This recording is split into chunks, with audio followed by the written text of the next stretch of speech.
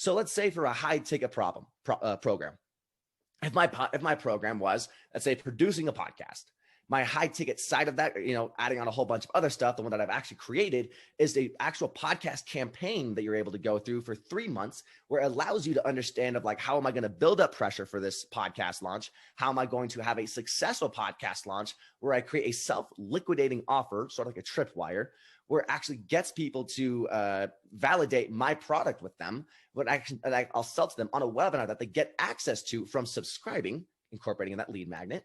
And basically in the 3-month mark, after 6 or 7 weeks, basically after my podcast launch, I'm then able to have everybody who's on that webinar and everybody else who's opted into my podcast ever since, they will be able to actually be on this webinar and kind of walk them through the self-liquidating offer I had, what I've learned since, and finally of how to actually increase the effectiveness of it.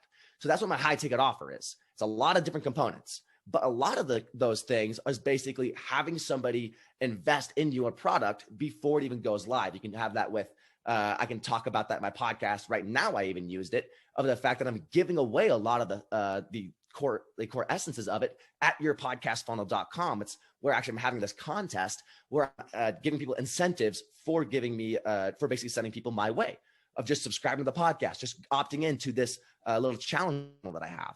And that's one of those things I can provide in the high ticket thing. I can have a podcast that's directed just on subscriber funnels, and that'll actually get people excited for and become aware of what is in my high ticket offer and how to actually get in contact with it.